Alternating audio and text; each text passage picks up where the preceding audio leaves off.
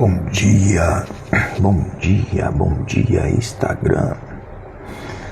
Bom dia pessoal, última live da semana, live 03 da semana, de um novo compartilhamento que eu estou trazendo para vocês sobre identificando os ataques do inimigo. Então vamos identificar os ataques do inimigo.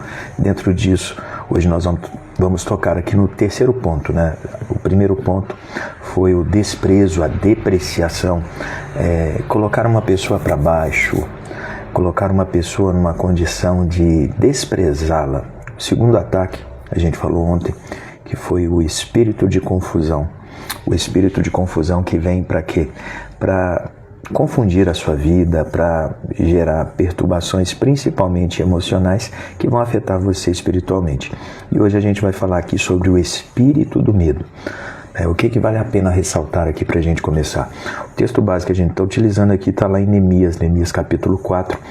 E o que a gente vai poder identificar com isso? Veja, o que é importante entender antes de falar aqui do espírito do medo. Porque existem duas coisas, né? Existem a emoção do medo e existe o espírito do medo. Então, você sempre precisa buscar ter clareza daquilo que pode estar afetando a sua vida. Se é a emoção do medo ou se é o espírito do medo. Porque a emoção é algo que sempre você vai ter. Essa emoção do medo, ela sempre vai surgir, você vai ter que aprender a lidar com ela, você vai ter que aprender a romper com essa emoção de forma que ela não te paralise. Eu tenho medo disso, eu tenho medo de fazer isso. O vocabulário das pessoas denuncia essa ação do medo, seja da emoção ou seja o medo que vem através do espírito, uma influência espiritual do medo. Então é importante discernir, porque a emoção você tem que aprender a fazer a gestão dessa emoção, você tem que aprender a trabalhar essa emoção de forma que ela não consiga parar você dentro daquilo que você tem que fazer. E como que eu identifico que eu estou sendo atacado por uma emoção? A emoção, à medida que você começa a caminhar, começa a agir, a emoção vai ser dissipada. Você começa a exercer controle sobre esse sentimento que está te atormentando e você começa a ter seus pequenos resultados, seus micro resultados, e esses micro resultados, eles vão te dando uma sensação de governo, de que aquilo não é tão importante, mas você consegue prevalecer sobre esse sentimento.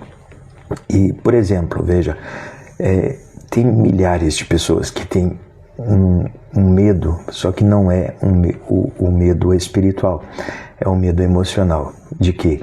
De abrir a câmera do seu celular e começar uma live, igual nós estamos aqui nessa manhã compartilhando, sobre algo que elas amam, sobre algo que elas podem compartilhar.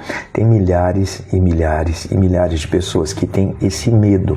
Só que o que paralisa uma pessoa de começar a ter essa ação é o medo, na maioria das vezes, da opinião de outras pessoas. O medo da opinião tem bloqueado, tem travado a vida de muitas pessoas. Só que esse medo é uma emoção, é algo que se passa no campo da mente dessa pessoa e ela precisa ter clareza para que ela possa saber como desfazer isso, como tratar isso e dar seguimento para a sua vida. Agora, quando nós falamos do espírito do medo, aí a questão é bem diferente. E é sobre isso que eu quero falar com você nessa manhã. O texto base está lá em Neemias 4. O verso está em Neemias 4:11. Vamos começar aqui. Você que está assistindo ao vivo, seja bem-vindo. Você que vai assistir a gravação, Deus abençoe você. Então vamos lá. Neemias 4:11 fala assim: disseram, pois, os nossos inimigos, nada saberão disso, nem verão até que entremos no meio deles e os matemos. Assim faremos cessar a obra. Qual era o intuito aqui de Sambalate e dos seus comparsas? Havia uma restauração sendo feita. havia uma restauração de tudo aquilo que estava quebrado em Israel, em Jerusalém. Os muros estavam sendo edificados, as brechas estavam sendo fechadas. Havia um comprometimento do povo na edificação daquela obra. Enquanto o povo estava comprometido, o que acontece? Os inimigos do povo de Deus começaram a se manifestar, porque eles tentaram no desprezo, tentaram gerar confusão, mas agora eles estavam tentando trazer o medo. E o que ele fala aqui? Vamos entrar no meio deles e vamos matar. Entenda isso, o diabo ele veio para matar, roubar e destruir. Então, qual era o intuito dessas pessoas ao entrar no meio do povo de Deus? Para matar. Eles eram agentes do inimigo. Eles eram agentes do próprio Satanás. Então eles tinham o desejo ali de quê? De matar o povo de Deus que estava reedificando os muros, que estava edificando uma grande obra. E havia, sabe, um senso muito forte de complô de várias pessoas por parte do inimigo para fazer isso. Trazendo isso para o aspecto pessoal, veja bem, quando pessoas não conseguem, muitas vezes, ficar feliz de ver você avançando, de ver você que conhece a Jesus e que começa uma caminhada, a sua jornada, o que muitas vezes você vai encontrar? Pessoas que não... que olham para você, pessoas que eram do seu convívio, pessoas que eram da sua balada, pessoas que estavam com você ali no dia a dia, e essas pessoas elas começam a perceber a sua transformação, começam a perceber que você está diferente daquilo que elas conheciam. Então essas pessoas muitas vezes usadas pelo inimigo, elas vão fazer de tudo para quê? Para gerar um medo em você. E isso é muito importante porque nesse primeiro momento, quando uma pessoa ela vem para Jesus, é muito importante que ela tenha muita clareza e ela comece a ter poder de decisão. Porque muitas vezes o que acontece, não estou falando que você deva abandonar todas as suas amizades, mas você precisa, por um pouco de tempo, se afastar daquelas amizades que são prejudiciais e que vão atrapalhar o seu crescimento, o seu amadurecimento, a sua vida de fé, as pessoas que vão minar isso, pessoas que vão de alguma maneira distorcer aquilo que você está fazendo. E isso foi a ação que Sanbalate tentou fazer aqui. Ele tentou gerar o medo, né? O medo ele tem estratégias. Veja bem, a tática do diabo é provocar o temor em nossos corações, usando situações que nos fazem acreditar que seremos abandonados ou que a nossa missão será destruída. O inimigo ele vai fazer você pensar que você vai ficar sozinho, que você é uma pessoa abandonada, que você não é querido, que você não é amado. Porque muitas vezes o que acontece nesse início de caminhada, você começa muitas vezes sozinho. Você fala, eu não quero mais viver essa vida, entreguei minha vida para Jesus, eu vou começar uma nova vida. Então, as antigas amizades, é importante que de repente aquelas que realmente você sabe que vão te atrapalhar, vão sabotar você saiba se afastar delas. Só que esse afastamento pode gerar em você um sentimento de solidão.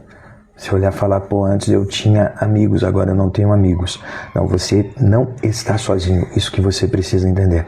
O Senhor está com você e no devido tempo Ele vai trazer pessoas e pessoas certas que vão te abraçar, que vão te ajudar na sua caminhada, no seu crescimento, na sua vida cristã, na jornada cristã.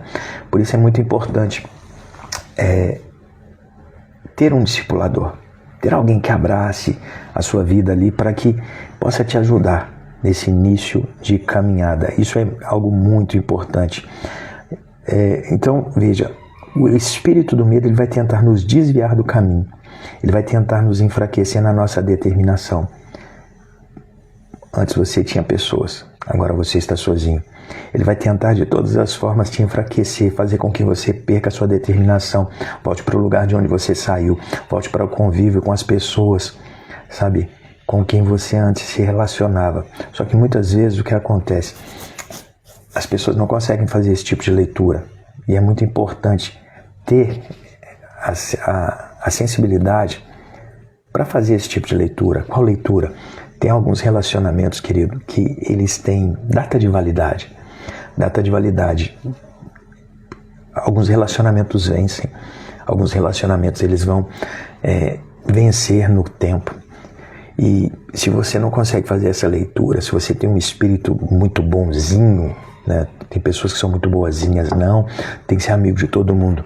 Não. O que é o verdadeiro amigo? O verdadeiro amigo é aquele que vai te ajudar no cumprimento do seu destino profético. São pessoas que vão te impulsionar, são pessoas que vão falar sobre a sua vida, não aquilo que você quer, mas aquilo que você precisa. São pessoas que vão ser boca de Deus na sua vida para te abençoar, para te ministrar, para te exortar, para te alinhar. Então, essas pessoas você deve ser, sim, extremamente grato. Você tem que ter esse tipo de pessoa dentro do seu convívio, né? Quando nós falamos sobre a mesa do conselho, você tem que ter uma mesa do conselho onde haverá tipos de pessoas muito importantes ali para quê? Para te aconselharem, que serão voz sobre a sua vida, para te ajudar na sua construção, na edificação de quem você é.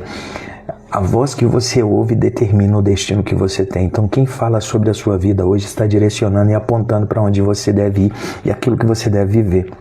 Agora veja, o medo ele possui suas estratégias. A tática do diabo é provocar temor nos nossos corações. Ele quer gerar medo, ele quer gerar esse sentimento de medo, de solidão, de você está sozinho, se acontecer algo aqui, você já era, entendeu? Pessoas ao nosso redor, elas podem até parecer bons conselhos, elas podem até oferecer bons conselhos, mas ao invés disso elas acabam gerando medo, dúvida e ansiedade. Presta atenção às vozes que você tem ouvido nesse tempo, né, que ao invés de abençoar a sua vida, quando você ouve essa pessoa, quando ela abre a boca para falar com você, você sente medo, gera dúvida e gera no seu coração também a ansiedade, o excesso de futuro. Você olha para o seu futuro e fica desanimado, você fala, eu não tenho esperança para o meu futuro. Isso pode estar acontecendo por conta das vozes que você hoje está ouvindo. Quem tem aconselhado a sua vida? Precisamos discernir se esses conselhos são da parte de Deus ou não. E precisamos também, saber rejeitar tudo aquilo que o inimigo tenta plantar em nossa mente.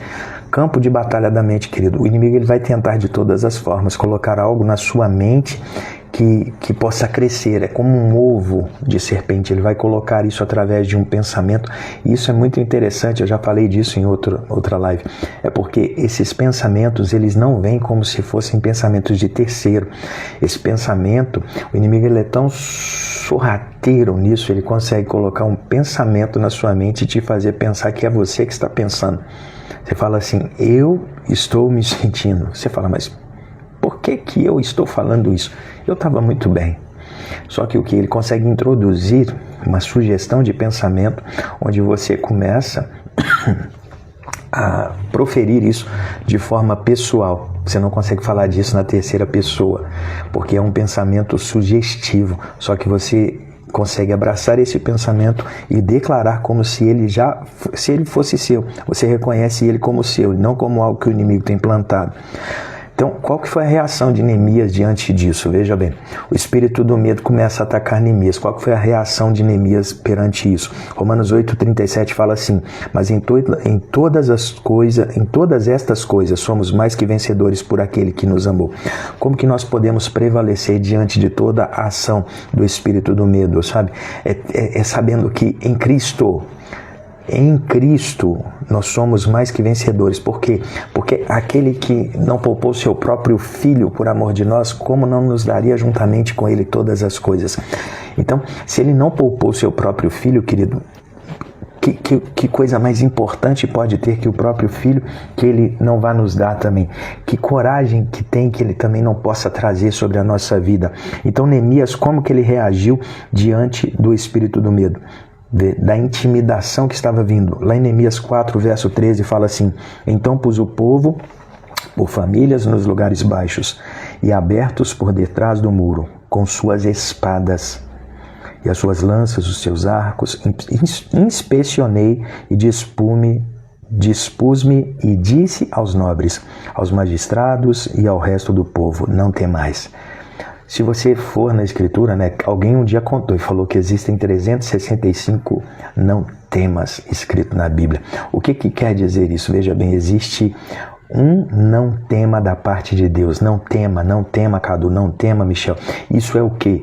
Existem 365. Para cada dia do ano existe uma palavra do Senhor sobre a minha vida e sobre a sua vida, uma declaração. Não temas. Não temas é o quê? É uma proclamação do céu para destruir toda e qualquer ação do espírito do medo. Eu não sei qual medo tem rodeado a sua vida. Eu não sei o que esse espírito possa estar fazendo, tentando te prender, tentando te anular, mas eu quero declarar sobre a sua vida nessa manhã, assim como a Escritura declara: não temas, não temas. E aí o texto continua falando aqui, ó: lembrai-vos do Senhor grande e temível, e pelejai pelos vossos irmãos, vossos filhos, vossas filhas, vossa mulher e vossa casa. Qual é o medo que o espírito do medo colocou no teu coração? Aqui fala que o quê? Que Neemias colocou, né, eles de trás do muro. O muro fala de quê? Do lugar de proteção, do lugar que nós estamos construindo para ser um lugar seguro. Você pode ter uma casa, né? Mas preste atenção, as casas de bairro, todas elas têm muro. O muro determina a proteção. Quando eu edifico uma casa, eu devo construir um muro. Esse muro é o que vai trazer segurança na minha moradia. Então, quando nós olhamos para a nossa própria vida, é muito importante você entender isso, porque eu comecei uma caminhada com o Senhor e nessa caminhada a minha vida está sendo restaurada, mas eu preciso construir muros espirituais. Ontem nós falamos que a ação de Neemias, quando a confusão veio, foi o que? Orar e vigiar. Ele orou, ele buscou do Senhor. Então, o que acontece na oração? Existe um tipo de oração que você vai fazer e que vai edificar a sua vida e vai construir muros espirituais à sua volta, muros no seu homem interior. Você, por dentro, está sendo restaurado, sabe? O que acontece é porque quando nós conhecemos o Senhor, eu não sei com quanto tempo, porque ninguém nasce crente, entende? Você pode nascer em berço evangélico, mas você precisa conhecer a Jesus. Jesus, veja bem, Deus, ele não tem netos, ele não tem bisnetos, ele tem filho.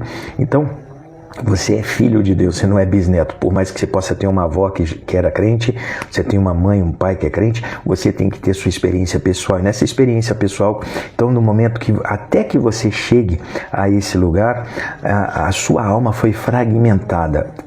Pedaços de quem você é ficaram pelo caminho. Através de quê? De traumas, de situações que você vem vivenciando muitas vezes desde o ventre. Há situações que vão acontecendo na vida de um homem desde o ventre. Quantas pessoas não são atacadas ainda no ventre, na barriga da sua mãe, onde a mãe muitas vezes traz palavras de rejeição, palavras de morte. Eu não te queria, eu não planejei você, eu não desejei você, você é um acidente na minha vida, você estragou a minha vida. Quantas crianças desde o ventre receberam essas palavras? E vejam bem, palavras têm o poder de dar vida e de dar morte. Então, crianças desde o ventre recebendo esse tipo de proclamação, isso vai afetando a criança. Há uma fragmentação que vai acontecendo. E como que eu sei que eu tenho uma alma fragmentada, Adriano? Veja bem, por mais que eu possa falar com você, nós vamos entrar em 2025. Nós estamos entrando em um tempo novo. Você não consegue, com o seu ser integral, corpo, alma, mente, coração e espírito, apontar para o seu futuro, mas você fica o tempo todo olhando para trás. O sentimento de olhar para trás é como se algo estivesse fazendo falta para você aqui hoje. Então, ao invés de olhar para o futuro e caminhar para o futuro, você está olhando para o seu passado, esperando que algo... É como se você tivesse perdido algo lá atrás, que você precisasse recuperar isso no seu presente para se sentir completo, para se sentir pleno. Por isso, eu declaro que a vontade do Senhor é o quê? É o shalom, shalom. O que é o shalom? É o nada quebrado, que você não fique quebrado, mas que você seja restaurado, que você não fique faltando, esse sentimento de perda, de ausência de algo que você não sabe nem dizer o que é, os fragmentos da sua alma, do seu ser integral, que foram muitas vezes removidos desde o ventre, são pedaços de quem você é, que estão por aí, em algum lugar onde você sofreu um trauma, em um lugar onde você sofreu um abuso, em um lugar onde você teve uma relação sexual ilícita. Então, os fragmentos de quem você é estão por aí. Então, é preciso que uma restauração, que nada fique faltando. São quando as partes de quem você é, elas são reagrupadas, você começa a ser ministrado nestas áreas e há uma restauração. E você se torna uma pessoa plena. E porque você é pleno no presente, você pode olhar para o seu futuro e caminhar em paz para o seu futuro, com alegria, com obstinação. Você tem um senso de propósito. Por quê? Porque você está preenchido, nada está te faltando mais. Então vamos lá. Aí o que acontece? Ele entregou na mão deles armas. Que armas são essas? As nossas armas hoje, aqui ele deu armas naturais, que representam armas espirituais. Ele deu espadas, lanças e arcos. Espada, lança e arco. Armas de ataque. O que é uma espada? Qual é a espada que nós temos? A Bíblia. A palavra do Senhor é a nossa espada. O rugido do leão. Quando você está treinando sua mente, treinando o seu espírito com a palavra do Senhor, você está ingerindo, você está comendo a palavra de Deus. O que acontece? Você está forjando a sua espada. No momento que você abre a sua boca, sai uma espada da sua boca, sai a palavra de Deus da sua boca. E essa espada, a sua boca, é uma espada, é a palavra de Deus, é a palavra de Deus que você declara, é o rugido do leão que você vai liberar. Ele entregou também lanças, a lança, algo pontudo, algo que você espeta o inimigo mais de longe. E ele entregou também os seus arcos para atirar. Qual é meu arco? Minha boca é meu arco, minhas palavras são minhas flechas. Eu atiro, eu lanço as minhas flechas, eu lanço as minhas setas inflamadas contra toda e qualquer ação do inimigo, destruindo tudo aquilo que ele está fazendo. E como que eu faço, Adriano? Essa edificação do muro espiritual, orando em outras línguas. Você que é batizado no Espírito Santo tem que aprender a passar tempo no seu dia a dia orando em outras línguas. A oração em línguas, querido, é mais do que algo que você deva usar no momento que você está em um ajuntamento. Está em meio a outros irmãos na igreja e vem o mover, é muito mais do que isso. A oração em línguas, ela não é para esse momento apenas, ele é para um momento da sua edificação espiritual. Outro dia eu tiro para falar só disso aqui com você, mas presta atenção, quanto mais tempo você passa orando em outras línguas, há uma edificação que acontece no seu homem interior. Você está todo fragmentado, você está todo vulnerável, qualquer coisa te derruba. O inimigo, ele sabe como ele consegue te derrubar. Ele traz uma sugestão de pensamento, ele usa uma pessoa do seu círculo de amizade que vem e libera uma palavra negativa. E essa palavra coloca você para baixo. Então o que acontece? O seu ser integral, o seu homem espiritual, ele precisa dessa edificação. E como que você gera essa edificação? Como que você levanta esse muro? Através da oração em línguas. Quando eu oro em línguas, eu estou edificando meu homem interior, meu homem espiritual é edificado, ele é robustecido. Eu vou saindo de uma criança de um tecnon, uma criança, um bebê que só consegue ingerir leite, e vou crescendo até me tornar um ruiós, uma pessoa madura, uma pessoa que está sendo amadurecida no Senhor, uma pessoa que tem os seus sentidos espirituais sendo treinados e aguçados cada dia mais e mais para poder fazer a leitura daquilo que acontece, para não ser uma pessoa que é totalmente desguarnecida em um ambiente, em uma situação, mas o que ela é uma pessoa que está amadurecendo. Então, se você tem o Espírito Santo, já tem o Espírito Santo, você precisa orar em outras línguas. Você precisa tirar tempo no seu dia para fazer essa oração. 5 minutos, 10 minutos, não sei quanto tempo você vai fazer. Eu conheci há muito tempo atrás uma pessoa, quando eu comecei a entender sobre a oração em línguas, eu fui procurar, eu fui estudar, eu queria aprender mais sobre isso. Eu conheci uma pessoa que ela falava que usava um cronômetro. Ela pegava um cronômetro e ela cronometrava quantas horas ela orava por dia em línguas. Chegava a orar às 7 horas por dia. Tem um livro que é muito poderoso, é o do Dave Robertson, né? Vocês que estão assistindo, depois se quiser, me chama no direct aí, eu te passo esse livro. É um livro, hoje ele é gratuito, é Andando no Espírito e Andando no Poder. É um livro maravilhoso. Ele ensina sobre o poder da oração em língua, ele ensina o benefício da oração em língua, como isso vai edificar a sua vida, como isso vai, sabe, você tem dons espirituais, só que imagina que o seu dom espiritual é igual isso aqui, que é o microfone. Isso aqui que eu posso usar, tá vendo? Tem carga. Para que eu possa usar isso aqui, ele tem que estar carregado. Se estiver descarregado, não funciona. É só me chamar depois no direct que eu passo para vocês. O que acontece? Isso aqui, descarregado, não tem serventia nenhuma. Por que eu preciso também orar em línguas? Eu vou carregar meus dons espirituais. Mas eu nem sei que dons espirituais eu tenho. Pois é, aí está o problema. Eu nem sei os dons espirituais. A Bíblia chama uma pessoa que não sabe os dons espirituais que tem de ignorante. Paulo fala, vós sois ignorantes. Ignorante é o quê? Você ainda é uma pessoa que está andando em trevas. Você não sabe que Deus te deu. Porque os dons espirituais na sua vida são como o superpoder dos Avengers. Todo super-herói que você já viu da Marvel ou da DC, ele tem um superpoder, e esse superpoder é o que faz ele diferente. Deus, quando ele quis nos tornar pessoas mais singulares no seu reino, ele nos deu superpoderes, que são o quê? Os dons do Espírito Santo. Estes dons, eles foram dados para a nossa edificação pessoal, mas também para a edificação da igreja. Como que eu posso contribuir, como que eu posso servir na igreja, na casa espiritual que eu faço parte, através dos dons espirituais que Deus me deu? Só que eu preciso ter clareza, eu preciso descobrir quais dons eu tenho, e eu preciso fazer com que esses dons sejam, capacitados cada dia mais. E uma das maneiras que eu vou energizar esses dons, eu vou carregar os meus dons para que no momento que eu preciso de usar, eles estejam ali, com 100% de carga no V-Power, né? Como que eu faço isso? Orando em outras línguas. Orando em outras línguas.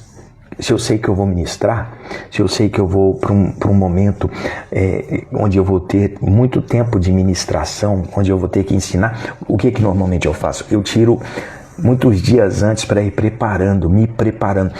Não é uma questão de se preparar apenas intelectualmente, saber o que você vai falar, mas é uma questão de preparar o espírito, o seu espírito, para saber aquilo que você vai liberar da parte de Deus, para que você esteja sensível à direção do Espírito Santo, mas que você também tenha os dons espirituais que você já tem do Espírito, você esteja com eles bem ativados, bem aguçados para esse momento. Então isso é uma construção. E no momento que você está orando em outras línguas, então o que? Você está edificando um muro espiritual. Você está tornando a sua vida menos acessível para aquilo que o inimigo tenta fazer. As brechas, o Espírito Santo vai começar a te mostrar, querido. É muito maravilhoso, porque ele começa a te mostrar, ele vai trazendo distinção, ele vai falar, ó, tá vendo isso aqui, Gisele? Isso aqui você precisa tratar disso. Michel, você tá vendo isso aqui na sua vida? Você precisa tratar disso aqui. Não dá pra gente ir pro próximo nível, para onde eu quero te levar, se você não tratar disso. Por quê? Vai ficar a brecha. E de repente você tem no seu destino profético ser uma pessoa que vai ser extremamente usada por Deus. Deus te chamou para ser apóstolo, profeta, evangelista, pastor ou mestre. Então veja bem, dentro daquilo que Deus te chamou para ser no reino dele, você precisa entender que na sua caminhada, na sua progressão, você precisa ter muita atenção para a edificação da sua vida. E quanto mais você passa tempo com o Espírito Santo ali orando em outras línguas, porque a oração em língua não é benefício para o outro. Eu não ministro na sua vida orando em línguas. Já pensou se eu abro aqui e fico aqui 1 hora, 2 horas orando em línguas? Você vai entender alguma coisa? Se você não tiver o dom de interpretação de línguas, é inútil, querido. Agora, se eu quero comunicar alguma coisa para a sua vida, qual é o meu papel? Eu tenho que vir aqui e falar na linguagem que você entenda. Qual é a linguagem que você entende? É o português. Então, o meu papel é vir aqui e comunicar algo da parte de Deus de forma inteligível para você, não orando em outras línguas, porque muitas vezes eu vejo pessoas que querem trazer algo da parte de Deus para outras, mas ela chega e fica orando em línguas, e a outra fica do outro lado falando amém. Eu falo, é dois bobos, porque o que está falando não sabe o que está falando, e o que está ouvindo muito menos, porque não tem o dom da interpretação. Então tem que entender o propósito e a função de cada dom. E o propósito do dom em línguas é para que você possa edificar a sua vida, edificar o seu espírito, fechar essas brechas. O Espírito Santo vai falando assim, fecha isso, fecha isso, fecha isso, fecha isso. Não. Se eu estou ministrando libertação, se eu estou expulsando demônio na vida de uma pessoa, eu vou ficar orando em línguas? Eu vou falar português com ele, eu falo, sai. Eu não vou ficar ali, sabe? É uma questão de entendimento. Eu não estou ali para orar em línguas. Ele não vai ficar recebendo a minha oração em língua. A oração em língua ela tem um propósito.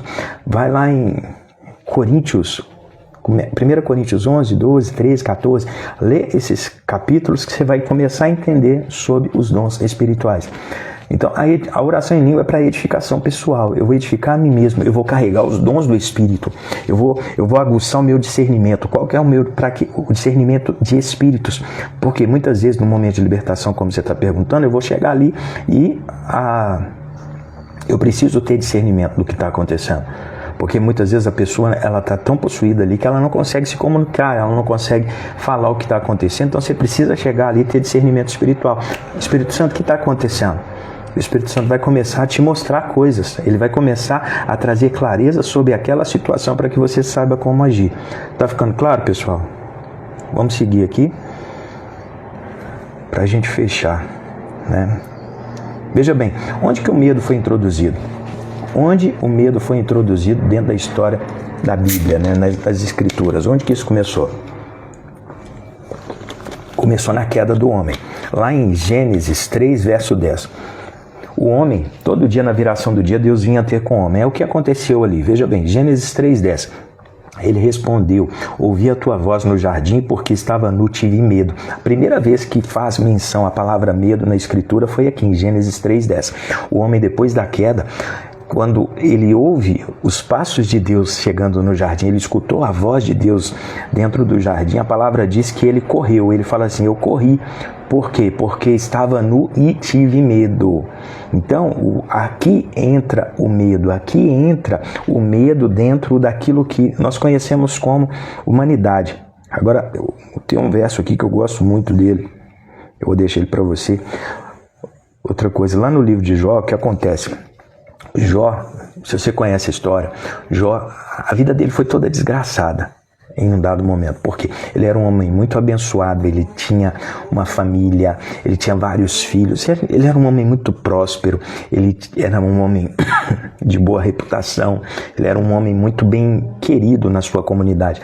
Porém, um dia Satanás foi diante de Deus e falou assim: esse homem aí, ele faz isso porque o Senhor abençoa ele demais. Aí Deus permitiu que Satanás tocasse em tudo aquilo que eram bênçãos físicas, materiais, na vida de Jó. E tocou também nos seus filhos. Todos os seus filhos morreram. Aconteceu isso tudo de uma única vez, querido. Tudo de uma única vez.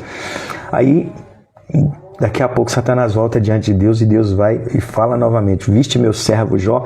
Aí é quando Satanás fala assim: pele sobre pele é tudo que o homem tem. Ele estava falando da saúde de Jó. Aí Deus fala assim: pode tocar na saúde dele. Ou seja, para o inimigo fazer qualquer coisa na vida de Jó, ele precisou da autorização de Deus. Ele não podia fazer por ele só porque ele quis. Então Deus falou: pode tocar, só não mata ele. Aí ele veio e tocou. O corpo de Jó ficou coberto de chagas. A palavra fala que ele senta num buraco cheio de cinzas. Ele já tinha perdido tudo. A única coisa que ficou para ele, sabe o que foi? Um pedaço de caco de vidro. A palavra fala que ele senta num poço cheio de cinza, ele pega aquele caco de vidro e estava se coçando. Ele jogava cinza e se coçava, o corpo coberto de chagas. A palavra diz que naquele momento a outra coisa que restou dele no meio dessa crise foi a sua mulher, sua esposa. E ela fala assim: ei Jó, amaldiçoa a Deus e morre. Para de guardar sua integridade, amaldiçoa a Deus e morre. E ele fala assim: nu saí do ventre da minha mãe e nu voltarei. Bendito seja o nome do Senhor. Ele estava ali, sabe, vivendo um dos piores dias da sua vida. Mesmo assim, ele não fugiu daquilo que no seu coração ele tinha. Ele falou: tudo que eu tenho recebido do Senhor. Nu eu saí do ventre e nu eu voltarei. Bendito seja o nome do Senhor. Que Deus seja exaltado no meio de tudo que eu estou passando. Aí, o que acontece? Em um dado momento no livro de Jó, ele fala assim: aquilo que eu temia, aquilo que eu tinha medo me aconteceu. O que é isso? Veja bem. O medo que ele tinha se tornou uma realidade na vida dele. Você pode muitas vezes não falar do medo que você carrega, mas se ele fica dentro de você, se o espírito do medo ele consegue colocar dentro de você uma sugestão e você fica aí cultivando, incubando, chocando esse medo, mais cedo ou mais tarde isso pode se tornar uma realidade na sua vida. O espírito do medo ele é porteiro, ele constrói uma porta e essa porta dá acesso. Então, o que essas palavras de Jó mostram? que aquilo que ele temia, tudo aquilo que ele tinha medo, em um dado momento aconteceu na vida dele. Por quê? Porque ele tinha medo. O medo construiu uma porta, colocou a chave, girou a maçaneta e abriu a porta. Então tudo que um dia ele teve medo, um dia chegou um dado momento na vida dele que aquilo entrou na sua vida e causou estrago e destruição. Então é necessário renunciar ao medo, querido. É necessário que você entenda isso e renuncie. Fala, Pai, eu renuncio ao medo. Eu não vou ficar preso dentro dessa ação do inimigo. E é muito importante você ser sincero. É com você mesmo. Você pegar uma caneta, um papel, faça a lista dos seus medos. Do que você tem medo? Seja sincero, seja sincera. Não é comigo que você vai falar. É você e Deus. Faça uma lista do medo. Do que você tem medo? Para você descobrir muitas vezes coisas que você tem medo, olha coisas que até hoje você quis fazer, mas não fez. E se pergunte por que você não fez essas coisas. Você vai encontrar que você não fez muita coisa na sua vida até hoje porque você tem medo. Medo. E esse medo é o porteiro. Agora, um outro verso que eu quero deixar para você tem Salmos 27. Isso aqui é muito maravilhoso. Eu te recomendo, escreva esse verso. Leia esse verso diariamente, decore esse verso, e depois que você fizer isso, você vai declarar esse verso. Veja bem, Salmos 27 fala assim: o Senhor é a minha luz e a minha salvação, de quem eu terei medo? Presta atenção, meu irmão, se o Senhor é a minha luz e se o Senhor é a minha salvação, eu vou ter medo de quê? Se Deus é a minha luz, se é Ele que me ilumina, mas se Ele também é o que me salva, se você tem essa certeza, essa convicção, você vai ter medo de quê? Aí ele continua falando, o Senhor é a fortaleza da minha vida. Se o Senhor é a minha fortaleza, o meu lugar seguro, a minha segurança, eu vou ter medo de quê? É isso que ele está falando. Aí verso 2 ele fala assim, quando os malfeitores me sobrevêm para me destruir, os meus opressores inimigos, é eles que tropeçam e caem. O que eu tenho ensinado para vocês aqui, dentro dessa série Rugido do Leão? É declarar. Você tem que declarar. Só que muitas vezes você declara e essa palavra ela está fraca ainda, porque ela não foi forjada no seu interior. Então essa palavra precisa ir preenchendo o seu interior e à medida que você é cheio dessa palavra, você abre a sua boca e começa a declarar isso como uma verdade, sabe, no ambiente. Por que é importante declarar? Quando você está declarando, você está criando realidades espirituais para a sua vida. Realidades espirituais que vão se tornar realidades naturais. Você cria através daquilo que você fala. Você libera o rugido e você vai mostrar para o inimigo, ei, ele é um leão, ela é uma leoa. O leão da tribo de Judá, ele vai reconhecer o som do leão da tribo de Judá através da nossa voz, da frequência da nossa voz. Mas isso tem que não só ser um sussurro, uma repetição, tem que ser algo que você permitiu que Deus preenchesse. Outro dia eu falei a respeito disso aqui, acho que foi semana passada, na sexta-feira. Lá em Isaías 55 fala, assim será a palavra que sai da minha boca, não voltará para mim vazia. Primeiro ela tem que regar a terra. Assim como a neve e a chuva que descem do céu, primeiro elas têm que regar a terra. Eu e você somos feitos do pó da terra, o corpo, a carcaça é do pó da terra. Aí o que acontece? A palavra de Deus, ela não volta vazia. Então, a palavra que você recebeu deve preencher essa terra. O regar ali fala de quê? Ser saturado, uma terra encharcada. A minha vida e a sua vida tem que ser encharcada pela palavra de Deus, a tal ponto de que quando você abrir a sua boca, essa palavra saia de você, mas ela não vai sair como um sussurro, ela vai sair como um soco no mundo espiritual. O inimigo vai falar assim, e quando ela abre a boca, quando ele abre a boca, eu reconheço a autoridade da palavra de Deus na vida dele. Eu reconheço a autoridade da palavra de Deus na boca dele, na boca dela. É uma verdade, está entranhado, foi forjado dentro dele. Então, a autoridade, a presença, a espírito no momento que ele fala. A palavra fala que Jesus, quando ele ensinava os fariseus, eles ficavam loucos, porque eles falavam assim, ele não fala igual a gente. Porque a gente fala, parece um eco. Ele fala, é diferente. tem autoridade na boca dele, tem autoridade nas palavras, tem peso. A gente sente as palavras são pesadas, porque aquilo foi construído dentro dele. Jesus começa o ministério com 30 anos de idade, vai até 33, veja bem, o que ele ficou 30 anos fazendo. Isso que é importante você entender, porque de repente você já está querendo, sabe, ver coisas acontecendo aí. Permita o Senhor te forjar. A forja acontece no secreto. Jesus ficou 30 anos no secreto, sendo forjado, preparado. Presta atenção, ele com 12 anos foi apresentado no templo. No momento que ele foi apresentado no templo, se tivesse rede social naquele tempo ali, querido, ia viralizar no mundo inteiro. Ia falar assim, um menino de 12 anos deu show aqui hoje. Ele deixou os professores, os mestres, as pessoas mais sábias que estavam dentro do templo, tudo com a orelha quente, tudo com o cabelo em pé, porque ele abriu a boca aqui, ele mexeu com todo mundo. Ele com 12 anos já fazia isso. Aí você imagina, ele ficou 18 anos ainda offline, 18 anos ainda escondido no secreto, sendo preparado para viver 3 anos, um ministério público de 3 anos. Então não tenha pressa. Falei sobre isso ontem. A cidade que é edificada não fica escondida. O seu papel não é gastar tempo na sua promoção, mas na sua edificação. É pegar tudo aquilo que você tem recebido da parte de Deus, entrar no secreto e permitir que o Senhor construa a sua vida, que a sua vida seja edificada. Não gaste tempo na promoção. Quando você estiver pronto, Deus vai te promover. Pode ficar tranquilo. A unção te promove. A unção que está sobre a vida de uma pessoa promove essa pessoa nos ambientes que Deus quer que ela cresça. José, ele foi introduzido em vários ambientes, em todos os ambientes onde o pai introduzia ele, a palavra mostra que ele crescia. Ele começava como a pessoa mais simples naquele ambiente. Ele chega na casa de Potifar, ele era o servo que lavava os pés de todos, mas a palavra diz que ele se tornou senhor na casa de Potifar. Potifar não sabia nada além da comida que ele comia e da mulher que ele tinha. Ele vai para dentro da masmorra. Dentro da masmorra, ele segurou a chave. Ele tinha a chave da prisão que ele ficou por 2 anos. Ele era tipo o cara que mandava ali. Entende? Ele fica 2 anos ali. Quando ele sai desse tempo de 2 anos, ele é introduzido dentro do palácio de Faraó. Presta atenção. Ele chegou ali apenas para interpretar um sonho. Dom espiritual. E isso é um dom espiritual, você entende? Ele chegou ali para interpretar o sonho de Faraó.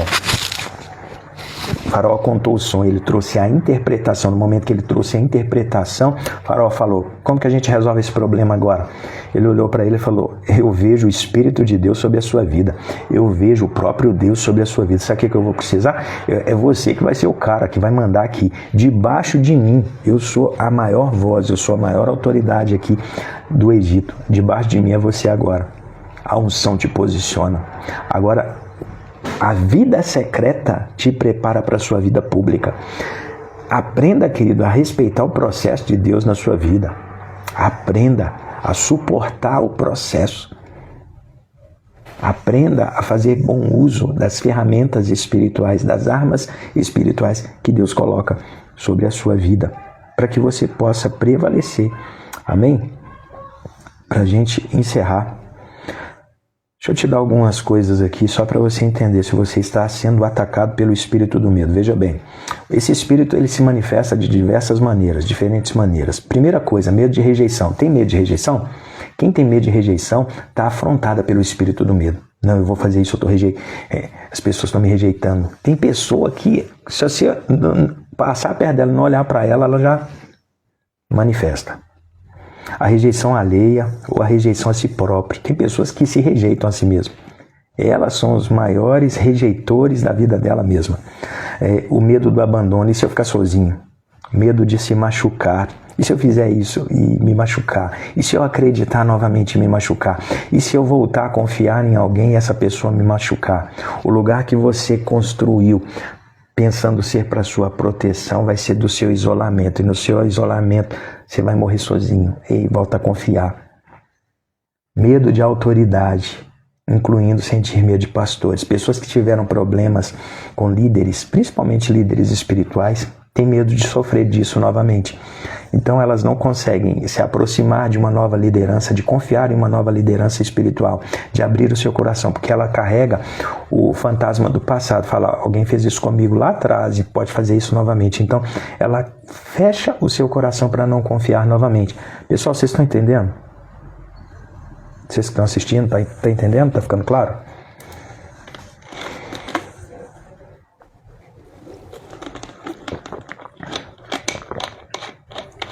Medo na carreira profissional. Medo na carreira profissional, Michel. Gisele, pessoa que tem medo de começar a sua profissão. E de repente na profissão ela vai ter visibilidade. Então ela tem medo, ela tem uma insegurança muito grande. Isso é uma ação do espírito do medo. Medo da morte. Pessoa que fica olhando para o futuro pensando assim, a morte está chegando, a morte, eu vou morrer. Medo do fracasso.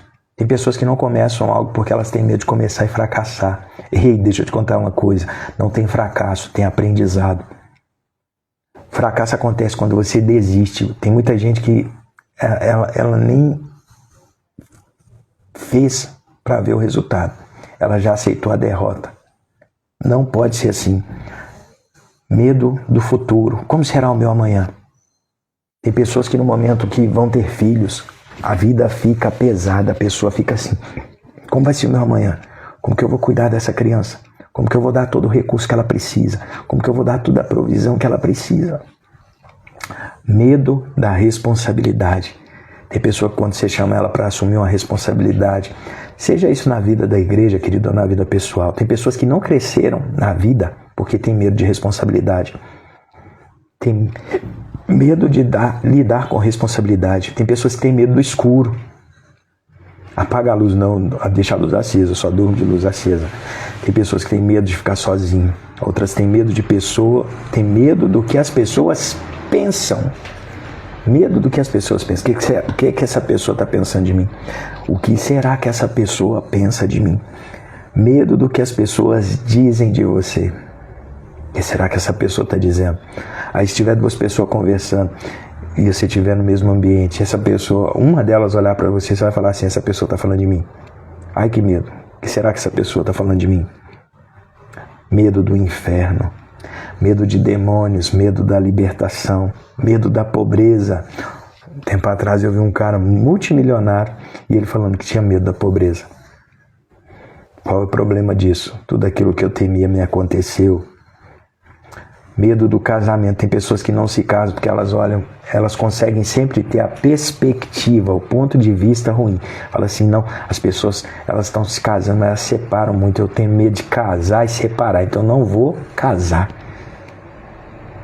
Ela muitas vezes vem de um lar destruído, onde os pais divorciaram, onde todos os irmãos, os parentes, têm uma iniquidade ali, que é a iniquidade do divórcio. Então a pessoa fala assim, eu não vou casar porque se eu casar isso vai acontecer comigo, e eu já vi tanta gente sofrer por isso, tomar tanto prejuízo, porque no divórcio tem que fazer divisão de bens, tem que fazer partilha, mais um monte de coisa, então eu não quero passar por isso, então eu tenho medo de casamento. Tem gente que tem medo de cachorro, medo de acidente, medo de homens, medo de Jezabel. Jezabel é um espírito de sensualidade, de bruxaria, de feitiçaria, de intimidação. Tem pessoas que têm medo de confronto. Você chama ela para conversar de uma forma mais dura, para confrontar ela, para exortar ela, para que ela realmente tome uma posição e seja uma pessoa correta. Tem pessoas que fogem, não suportam o confronto. E muitos outros medos. Existem também os medos extremos, que são medos de fobia. Tem pessoas que têm fobia de ficar em lugar fechado. Dentro de um elevador, por exemplo. Tem gente que tem fobia de avião, não consegue viajar de avião. Uma viagem de avião que duraria poucas horas, ela acaba indo ou de ônibus ou de carro. E custando muito tempo na vida dela. Tem pessoas que o medo gera nela ataque de pânico. Ataque de pânico. Eu conheci uma mulher uma vez, ela tinha um cabelo grande, e um dia ela sumiu. Eu ministrava uma classe de estudo, ela sumiu. Aí, quando eu saí, que eu estava passando, ela morava na rua do lugar de onde era a escola. Quando eu passei assim, ela estava na porta, ela tinha um cabelo grande, ela estava com o cabelo curto igual o meu. Aí que eu fui entender o que acontece. Sempre quando ela tinha um ataque de pânico, ela era cometida assim, ela ficava presa dentro de casa e ela acabava sendo uma pessoa muito rude com ela mesma. E dessa vez ela cortou todo o seu cabelo. Ela cortou todo o seu cabelo. Se passaram mais de 10 anos. Há 2 anos atrás, eu fui chamado por um irmão para poder dar um treinamento numa igreja. Estávamos ali dando esse treinamento. Quando eu observei, ela estava sentada entre as pessoas que estavam ali participando daquela turma. E foi muito interessante porque ela era a mesma pessoa de mais de 10 anos atrás. Ela ainda estava sofrendo pelas mesmas coisas há mais de 10 anos atrás, quando eu conheci ela. Ela ainda era uma pessoa solteira.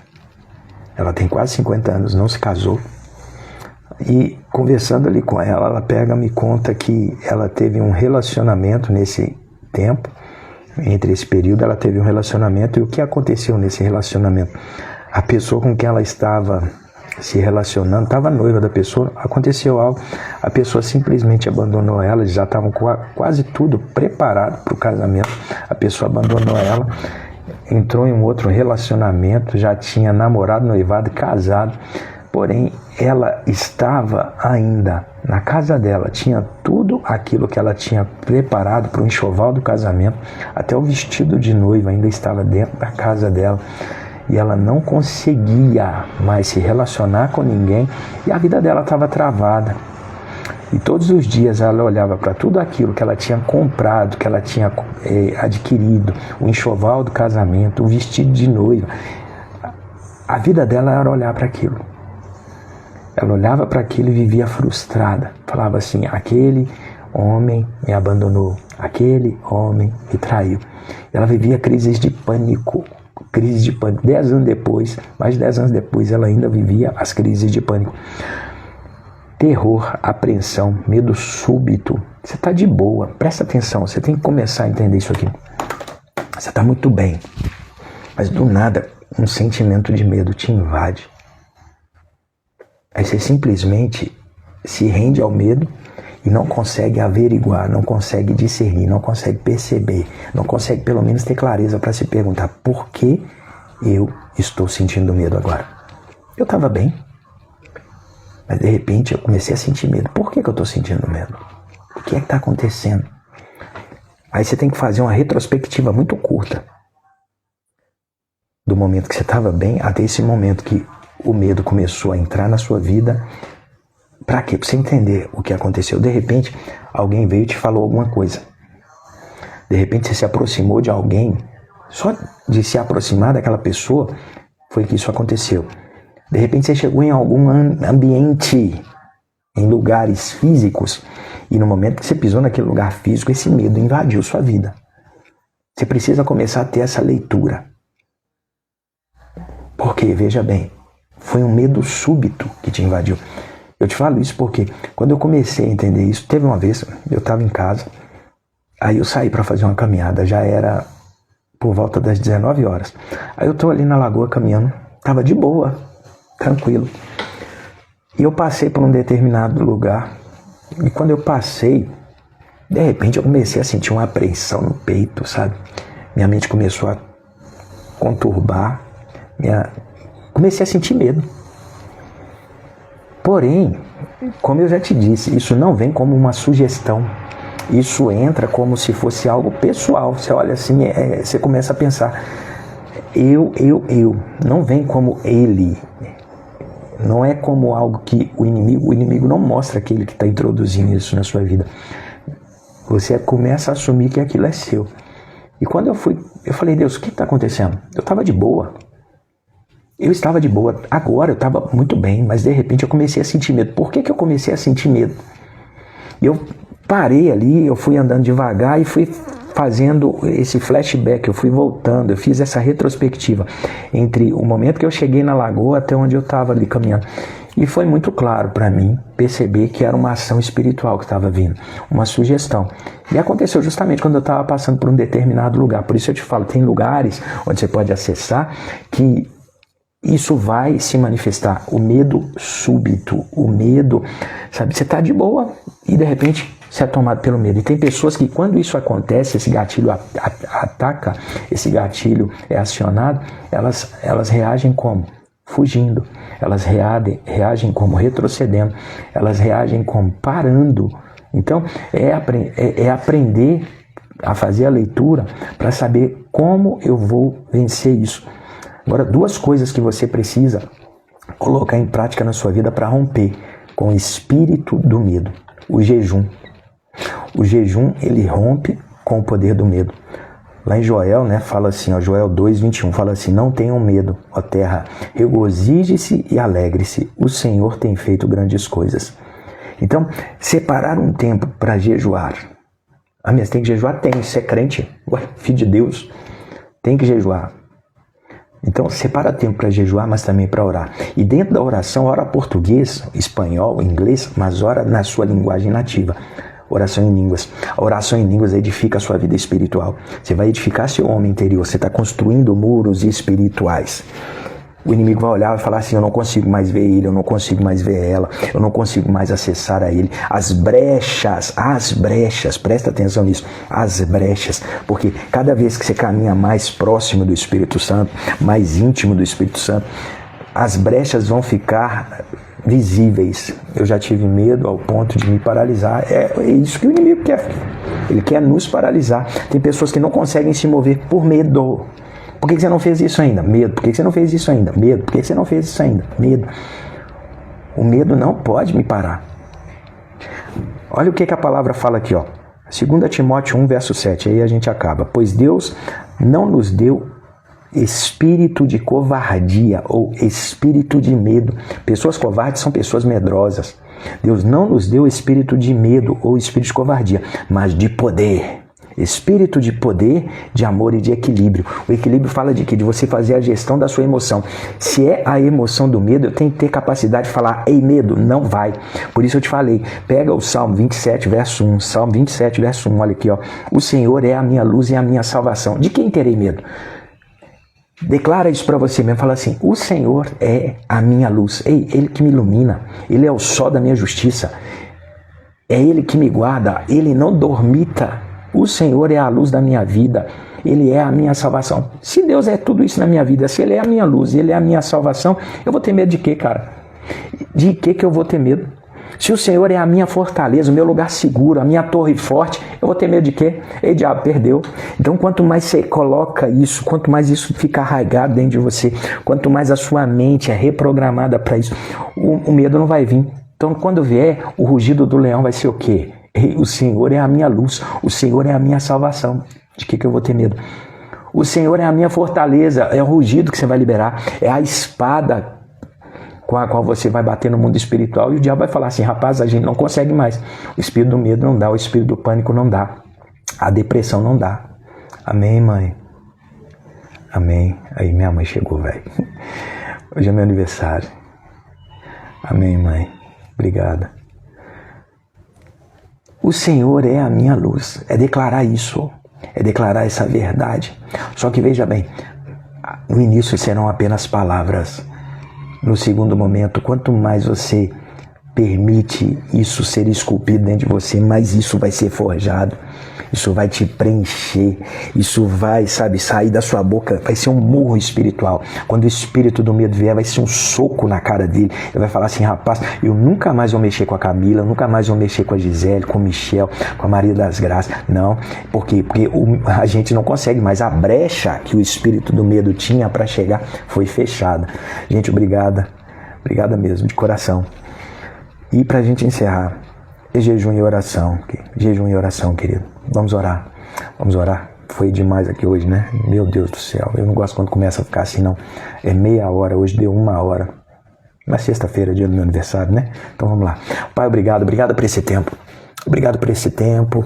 Tempo de edificação, tempo de romper com a ignorância. Pai, eu declaro que haja luz, eu declaro que onde houver uma estratégia do inimigo que tem sido aplicada contra a nossa vida, para nos paralisar, para nos travar, para impedir a nossa ação, nosso avanço, nosso crescimento, Eu declaro que todo o plano do inimigo que estava encoberto saia para a luz, seja sacado para a luz, seja trazido para a luz. Coloque debaixo de refletores espirituais nesse dia. Pai, que tudo aquilo que o inimigo tem acionado contra a nossa vida, toda a ação dentro das nossas emoções, mas toda a ação também espiritual que tem travado a nossa vida, o medo não vai nos parar. Assim como a tua palavra diz, Pai, o Senhor não nos deu espírito de medo, de covardia, mas de poder, amor e de equilíbrio, de moderação. Eu declaro sobre a emoção de cada um nessa manhã, que a sua emoção seja equilibrada, que a sua emoção ela fique sob controle. Toda a emoção do medo se ajusta nessa hora em nome de Jesus. E todo o poder do espírito do medo eu declaro quebrado agora. Eu declaro sobre a sua vida poder, amor e moderação. Eu declaro coragem sobre a sua vida, ousadia, intrepidez em nome de Jesus. Querido, volta a buscar no secreto. Você é forjado no secreto para viver uma vida pública em Deus. Aqueles que quiserem o livro, me chama no privado aí, eu te passo, ou então se você tiver meu WhatsApp, já me chama lá no WhatsApp que eu te passo o livro. Andando no Espírito e no Poder. Você vai ver, é um banquete espiritual. É um livro que já foi escrito há mais de 20 anos atrás. Você vai entender o poder da oração em línguas e como isso vai transformar a sua vida. Se você não apenas entender, mas se você praticar. Segunda-feira a gente volta. Vamos continuar falando sobre identificando os ataques do inimigo. E vamos ainda falar de mais 3, pelo menos. E vamos romper, vamos crescer. Deus abençoe sua vida. Tenha um extraordinário final de semana. Amém? Até segunda.